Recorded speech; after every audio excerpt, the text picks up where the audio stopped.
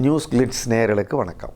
இப்போ நீங்கள் 3 லட்சம் ரூபாய்க்கு மேலே ஏதாவது பரிவர்த்தனை செய்தால் அதை நீங்கள் கேஷாக கொடுக்க முடியாது. 3 லட்சம் ரூபாய்க்கு மேலே இருந்தால் கண்டிப்பாக நீங்கள் இணையம் வழி அல்லைன்னா நீங்கள் காசோலை மூலமாக டிராஃப்ட் மூலமாக தான் பண்ணணும். எதெல்லாம் பயந்து கொண்டு இருந்தார்களோ அதெல்லாம் நடக்கவில்லை என்ற உடனடியாக அன்றைய தினமே பட்ஜெட் அறிவிப்பு தினத்தன்றே பங்குச்சந்தை ஒரு 1.25% உயர்ந்திருக்கிறது. அதற்கு முன்னால் ஒரு 8% உயர்ந்திருக்கிறது. கேஷ்லெஸ் என்பது இந்தியாவில் ஒரு மிகப்பெரிய சிக்கலை உருவாக்குவது, ஊழலுக்கும் லஞ்சத்துக்கும் வழிவகுக்குது. இவர்கள் அதை குறிவைத்து அடிக்கிறார்கள். ஆனால் அடிபடுவதெல்லாம் சாதாரண பறவைகள். இப்போ கிராமப்புறங்களெல்லாம் பெப்சி கோக் வேண்டாம் என்றெல்லாம் இளைஞர்கள் சொல்லலாம், குழந்தைகள்லாம் சொல்ல மாட்டாங்க. அதனால் அவருடைய வியாபாரம் ஒரு 10-15% அதிகபட்சம் பாதிக்கலாமே தவிர அவர்களும் வேறு ஏதாவது ஒன்று செய்வார்கள். ஆனால் பெரும்பாலும் டிமானிட்டைசேஷனுடைய எஃபெக்ட் இன்னும் 2-3 குவார்ட்டருக்கு இருக்கும் என்பதை தான் அவர்களுடைய பொருளாதார ஆய்வறிக்கையே தெரிவிக்கிறது. போன ஆண்டு ஒரு வித்தியாசமான பட்ஜெட்டாக இருந்தது, நிறைய அலோகேஷன்லாம் இருப்பது போல் இருந்தது. இந்த முறை அந்த பட்ஜெட்டையே கொஞ்சம் முன்பின் சரி செய்திருக்கிறார்கள் என்று தான் சொல்ல வேண்டும். இது ஒரு புதிய பாதையை காட்டுகிற ஒரு பட்ஜெட்டாக தெரியவில்லை.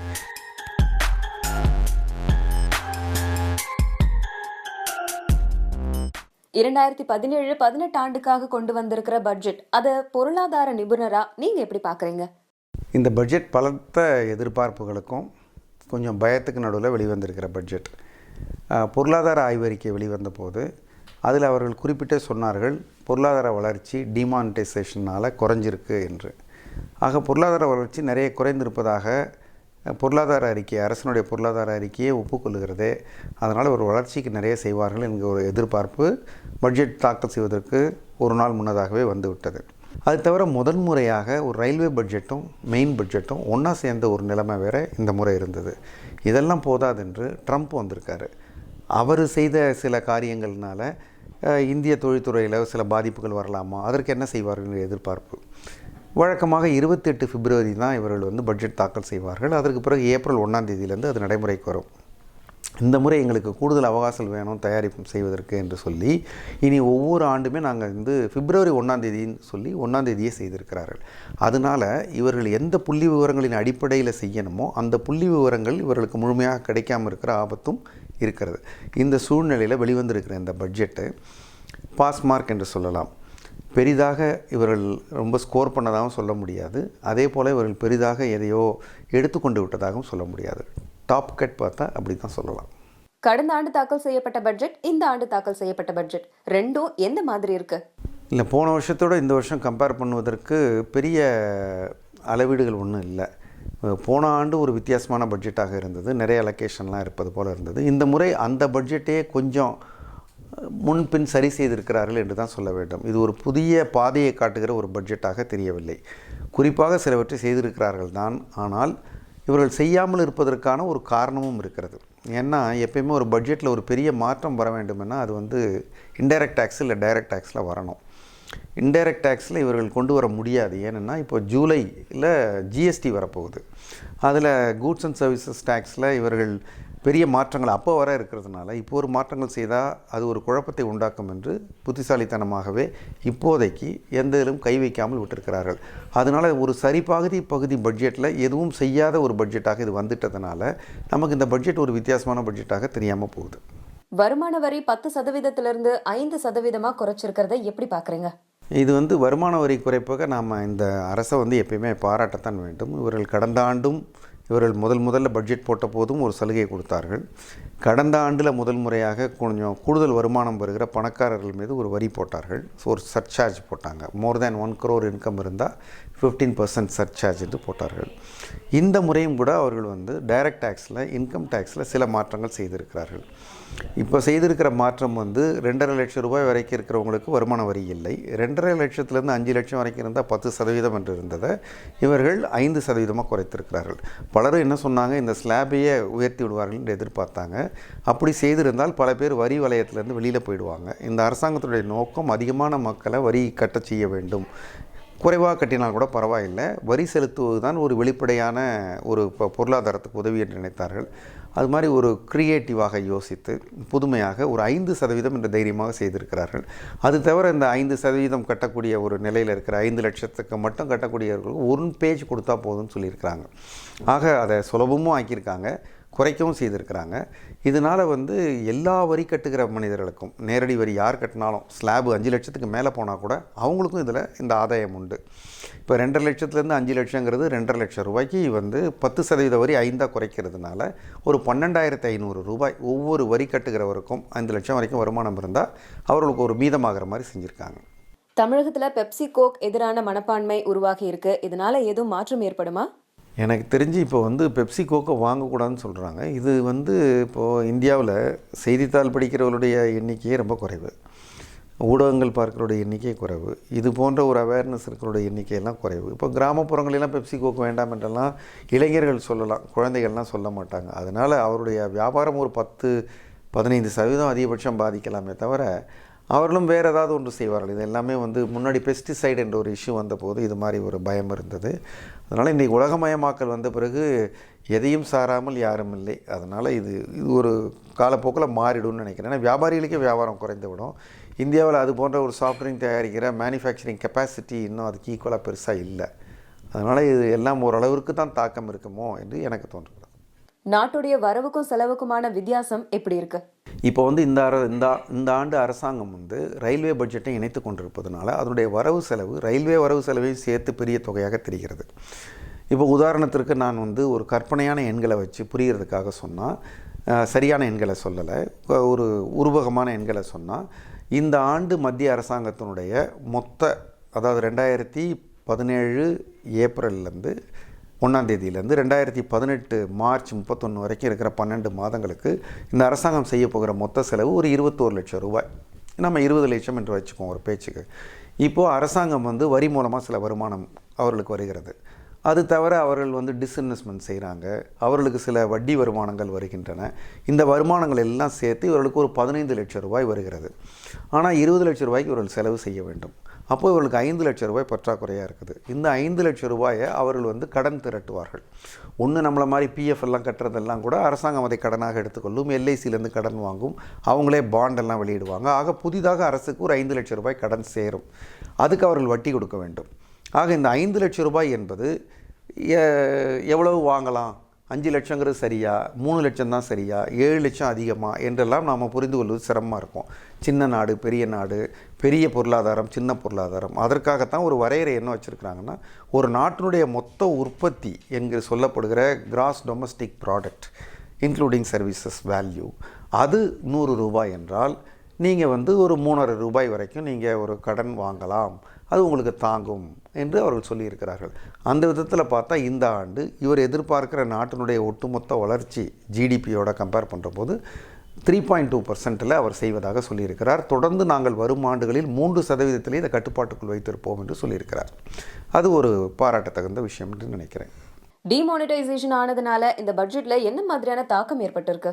இப்போ டிமானிட்டைசேஷன் வந்து அரசாங்கத்தை பொறுத்த வரைக்கும் என்ன சொல்கிறாங்கன்னா, அதனுடைய தாக்கம் முடிந்து விட்டது, இனி அதனுடைய பிரச்சனைகள் ரொம்ப இருக்காதுன்னு சொல்கிறாங்க. இது வரைக்கும் வந்திருக்கிற கார்ப்பரேட் ரிசல்ட்ஸில் யாரெல்லாம் ரொம்ப ரீட்டெயிலில் இருக்காங்களோ, ஃபாஸ்ட் மூவிங் கன்சியூமர் கூட்ஸ், இப்போ உதாரணமாக டாபர், ஹெச்எல்எல் போன்ற நிறுவனங்களுடைய நிதி நிலை அறிக்கை இந்த காலாண்டு வந்தபோது சேல்ஸ் கணிசமாக குறைந்திருப்பது தெரிந்தது. அவங்க கேஷ் டீலிங்ஸில் இருக்கிறாங்க. பெரிய நிறுவனங்கள், குறிப்பாக பேங்க்கு, ஃபினான்ஷியல் இன்ஸ்டிடியூஷன்ஸ் எல்லாம் அவ்வளோ பெரிய லாஸ் காமித்த மாதிரி தெரியவில்லை. அதனால் இவர்கள் வந்து ஊக்கம் பெற்றிருக்கிறார்கள். இது கேஷ் டிமானிட்டைசேஷனால் பிரச்சனை இல்லை என்ற முடிவு இவர்கள் இன்னும் உறுதி செய்து கொள்கிறார்கள். ஆனால் பெரும்பாலும் டிமானிட்டைசேஷனுடைய எஃபெக்ட் இன்னும் 2-3 குவார்ட்டருக்கு இருக்கும் என்பதை தான் அவர்களுடைய பொருளாதார ஆய்வறிக்கையே தெரிவிக்கிறது. அதனால் இப்போ நோட்டுகள் புழக்கத்துக்கு வந்துவிட்டால் இந்த சிரமம் குறைந்துவிடும். டிமானிட்டைசேஷன் கொண்டு வந்ததன் மூலமா அனைத்து மக்களையும் வங்கி பயன்பாட்டை கொண்டு வந்து அது மூலமா டாக்ஸ் கொண்டு வர பார்த்ததோட தாக்கம் இதில் இருக்குமா? இல்லை, இவர்கள் அதை விட்டுட்டாங்க. இப்போ வந்து நீங்கள் அதிகமாக கேஷில் செலவு பண்ணால் உங்களுக்கு வந்து தொந்தரவு கொடுப்போம், நாங்கள் வந்து வரி போடுவோம் என்ற ஒரு பயம் இருந்தது. அது செய்யலை. ஆனால் ஒன்று பண்ணியிருக்காங்க. இப்போ வந்து நீங்கள் 3 லட்சம் ரூபாய்க்கு மேலே ஏதாவது பரிவர்த்தனை செய்தால் அதை நீங்கள் கேஷாக கொடுக்க முடியாது. 3 லட்சம் ரூபாய்க்கு மேலே இருந்தால் கண்டிப்பாக நீங்கள் இணையம் வழி அல்லைன்னா நீங்கள் வந்து காசோலை மூலமாக டிராஃப்ட் மூலமாக தான் பண்ணணும், அடையாளம் தெரிய வேண்டும் என்று சொல்லியிருக்கிறார்கள். அது மட்டும்தான் பண்ணியிருக்காங்க. அதே மாதிரி பொலிட்டிக்கல் பார்ட்டிஸுக்கு நிறைய டொனேஷன் கேஷ் வந்துடுது. அதற்கு ஒரு லிமிட் கொண்டாந்துருக்காங்க. கேஷில் நீங்கள் டொனேஷன் வாங்கினா ஒரு 2000 ரூபா வாங்கலாம், அதுக்கு மேலே நீங்கள் கேஷில் வாங்கக்கூடாதுன்னு இருக்கிறார். அது சொன்னபோது பாராளுமன்றத்தில் எல்லாம் சிரித்தே விட்டார்கள். 2000 ரூபாய் என்பது இன்றைக்கு யாரும் ஒரு பொலிட்டிக்கல் பார்ட்டிக்கு டொனேஷன் கொடுக்குற அளவுக்கு இருக்குமா என்று. ஆனால் அவர் அருண் ஜேட்லி அதை சிரிக்காமலே ஒரு தைரியமாக, ஆமாம் நாங்கள் தெரிந்து தான் செய்கிறோம் என்று செய்திருக்கிறார். பட்ஜெட்டால எந்தெந்த பொருட்களோட விலை ஏறும், எந்தெந்த பொருட்கள் எல்லாம் விலை குறையும்? இப்போ எப்பயுமே நம்ம ஒரு பட்ஜெட்டில் பார்த்தா செய்ததை பற்றி நிறைய பேசுவோம். எது செய்ததோ அதை பேசுவோம். ஆனால் செய்யாததும் அதே அளவுக்கு முக்கியமான ஒன்று. இவர் என்ன செய்யவில்லை என்றால் கேபிட்டல் கெயின்ஸ் டேக்ஸை தொடலை. இப்போ வந்து கேபிட்டல் கெயின்ஸ் டேக்ஸுங்கிறது இப்போ ஒரு இருக்கிற சதவீதத்தை அதிகப்படுத்தி விடுவார்கள் என்கிற பயம் இருந்தது. அதே மாதிரி பங்குகளை வந்து ஓராண்டு வைத்திருந்தாலே கேபிட்டல் கெயின்ஸ் டேக்ஸ் வரி விலக்கு உண்டு என்று சொன்னதை 2 ஆண்டு 3 ஆண்டு என்று நீட்டித்து விடுவார்கள் என்கிற பயம் பங்குச்சந்தையில் இருந்தது. அதையெல்லாம் செய்யலை. அதே மாதிரி தங்கத்தின் மீது இறக்குமதி தீர்வையை அதிகரிப்பார்கள் என்கிற அச்சம் இருந்தது. அதையும் செய்யலை. பங்குகள் வர்த்தகம் செய்கிற போது அதன் மேலே ஒரு வரி போடலாம், எஸ்டிடி என்று ஒரு பயம் இருந்தது. அதையும் செய்யலை. இது போன்று இவர்கள் செய்யாமல் விட்டதே பலது பங்குச்சந்தைக்கு ஒரு கொண்டாட்டமாகிவிட்டது. எதெல்லாம் பயந்து கொண்டிருந்தார்களோ அதெல்லாம் நடக்கவில்லை என்ற உடனடியாக அன்றைய தினமே பட்ஜெட் அறிவிப்பு தினத்தன்றே பங்குச்சந்தை ஒரு 1.25% உயர்ந்திருக்கிறது. அதற்கு முன்னால் ஒரு 8% உயர்ந்திருக்கிறது. ஆக போஸ்ட் பட்ஜெட்டை இறங்காமல் இன்னும் உயர்ந்திருக்கிறது. தொடர்ந்து என்ன செய்யும் என்பது வேறு. ஆனால் முதல் நாள் அதனுடைய ரியாக்ஷன் தம்ஸ் அப். கேஷ்லெஸ் டிரான்சாக்ஷன் மூலமா இந்திய பொருளாதாரத்துல மாற்றம் வருமா? இப்போ நாம் விரும்புகிறோமோ இல்லையோ இந்தியாவில் வந்து கேஷ் என்பது இருக்கிறது. இன்னும் வளர்ந்த நாடுகளிலேயே கேஷ் என்பது இருக்கிறது. ஆனால் வளர்ந்த நாடுகளுக்கும் நம்முடைய நாடுக்கும் இருக்கிற ஒரு மிகப்பெரிய வேறுபாடு வந்து இந்த கேஷ் இருக்கிறதுனால கேஷாக ஒருவருக்கு ஒருவர் பரிமாறிக்கொள்கிற போது அதுக்கு அடையாளம் இல்லாமல் போயிடுது. இப்போ நான் என்கிட்ட 1 கோடி ரூபாய் வைத்திருந்து நான் என்னுடைய மகனுக்கு ஒரு மெடிக்கல் சீட் வாங்கணும்னா நான் அந்த 1 கோடி ரூபாயை கொண்டு போய் அந்த கல்லூரிக்கு கொடுத்து விட்டால் அந்த கல்லூரி எனக்கு ஒரு சின்ன பேப்பரில் எழுதி அட்மிஷன் கொடுத்துருவாங்க. நான் வந்து ஒரு அட்மிஷன் வாங்கி கொள்ளலாம். அப்போ நான் 1 கோடி ரூபாய் நான் சம்பாதித்ததை நான் மறைத்து அந்த 1 கோடி ரூபாய் இன்னொருத்தரிடம் நான் கைமாற்றியதும் அடையாளம் இல்லாமல் போயிடும். அந்த நோட்டு யார்கிட்ட இருக்கோ அவர் தான் அதுக்கு ஓனர் மாதிரி ஆகிடுது. ஆனால் இப்போ கேஷே இல்லாமல் இருந்தால் நான் ஒரு செக்கில் போய் 1 கோடி ரூபாயை நான் கொடுத்தேன்னா அவங்க வங்கியில் கட்டினாங்கன்னா அவங்கள கேட்பாங்க உங்களுக்கு ஏது 1 கோடி என்று. அப்போது நான் கேபிட்டேஷன் வாங்கினேன்னு சொல்லணும். நீங்கள் அதுக்கு வரி கட்டினாயா என்று கேட்பார்கள். ஆக இந்த கேஷ்லெஸ் என்பது இந்தியாவில் ஒரு மிகப்பெரிய சிக்கலை உருவாக்குவது, ஊழலுக்கும் லஞ்சத்துக்கும் வழிவகுக்குது. இவர்கள் அதை குறிவைத்து அடிக்கிறார்கள். ஆனால் வந்து அடிபடுவதெல்லாம் சாதாரண பறவைகள். இப்போ சின்ன சாதாரண மனிதர்கள் இப்போ கேஷ் இல்லாமல் சிரமப்படுகிற ஒரு சூழ்நிலை இருக்கிறது. ஆனாலும் இந்த அரசாங்கம் வந்து அவருடைய அந்த குறிக்கோள்லேருந்து நகராமல் தொடர்ந்து கேஷ்லெஸ்ஸை நோக்கி நகர்ந்து கொண்டு இருக்கிறார்கள்னு தான் சொல்லணும். ட்ரம்ப் கொண்டு வந்திருக்க செயல்பாடுகளால் இந்திய பொருளாதாரம் பாதிக்கப்படுமா? இப்போது ட்ரம்ப்பு வந்து அதிபராக வந்த பிறகு வருவதற்கு முன்னால் அவர் சொன்னதை அதுக்கப்புறம் வந்த பிறகு அவர் செய்கிற அறிவிப்புகள் எல்லாம் வந்து இந்தியா மட்டும் இல்லை உலக நாடுகள் பலவற்றையும் வந்து அதிர்ச்சிக்குள்ளாக்கி இருக்கிறது. இப்போது இந்தியாவோட ஒரு நட்பு உறவு இருக்குது. அவருக்கு இருக்கிற ஆலோசகரில் பலர் இந்தியர் என்று சொல்லுகிறாங்க. இந்தியா வம்சாவழியினர் மத்தியில் அவர் அடிக்கடி பேசுகிறாரு. ஆனாலும் கூட அவர் வந்து இந்த ஐடி துறை உட்பட பல்வேறு துறைகளுக்கு நீங்கள் இந்த H1B விசா மாதிரி ஏதாவது வந்ததுன்னா அதற்கு வந்து கூடுதல் கட்டணம் என்று சொல்லி இப்போ நாம் கூட சொல்கிறோம் இப்போது கோக்கு கூடாது, பெப்சி கூடாது என்கிறோம். இது மாதிரி அந்தந்த நாட்டில் இருக்கிற அவர் சொல்லுவதற்கு அவருக்கு அதிகாரம் இருக்கிறது, அவருடைய நாடு.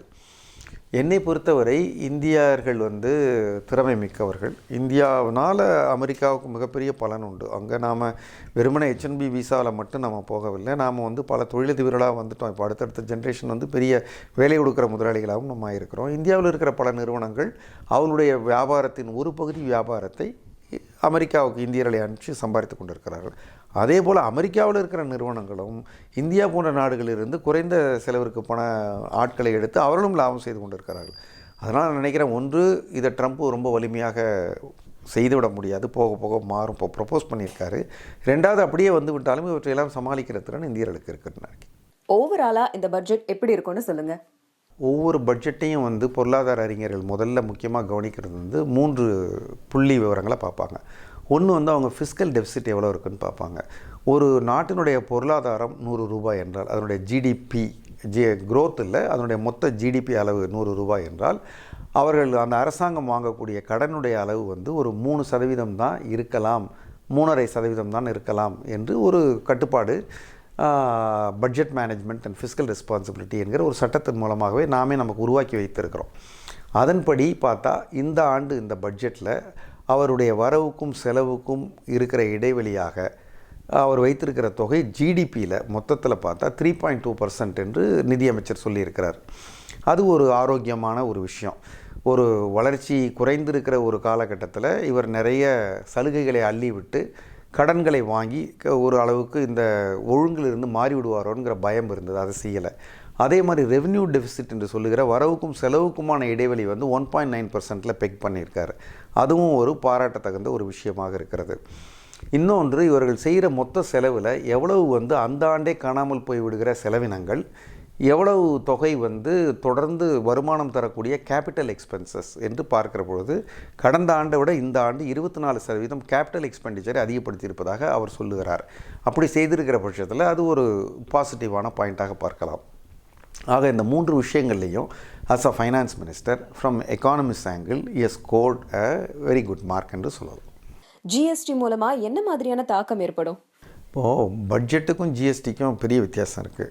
பட்ஜெட்டுங்கிறது எப்படின்னா, ஒரு வருஷத்துக்கான ஒரு வரவு செலவு கணக்கு, கொஞ்சம் சேஞ்சஸ் இருக்கலாம், சில சேஞ்சஸ் கண்டினியூ ஆகலாம். ஆனால் அந்த ஜிஎஸ்டிங்கிறது வந்து இது வரைக்கும் சுதந்திர இந்தியாவில் நம்ம செய்யாத ஒரு மிகப்பெரிய மாற்றம். கிட்டத்தட்ட ஒரு 16 டேக்ஸை வந்து மடக்கி கொண்டு வந்து ஒரு பேரில் கொண்டு வராங்க. ஒரு 4 ஸ்லாப் 5 ஸ்லாப் கொண்டு வராங்க. ஜீரோவையும் சேர்த்தா ஒரு 5 ஸ்லாபு.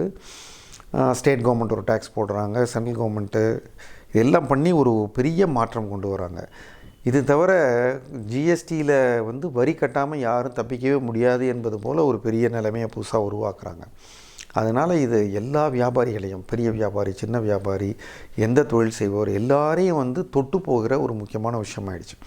இப்போ என்னென்னா, இவ்வளவும் எல்லாருக்கும் புரிஞ்சாகணும். முதல்ல எல்லாம் சொல்லவும், நீங்கள் வந்து ஏடிஎம்மில் போயிட்டு அல்லது பேங்க்கில் போயிட்டு உங்கள் நோட்டை கொடுத்துட்டு வேறு நோட்டை வாங்கிக்கிங்கன்னாங்க. அதை எல்லோருக்கும் புரிய வைக்கிறது கொஞ்சம் சிரமமாக தெரிஞ்சுது நமக்கு. இப்போ இவ்வளோ சிறு வியாபாரிகளும் பெரிய வியாபாரிகளும் இந்த ஐஎஸ்டிஎன்குள்ளார வரணும்.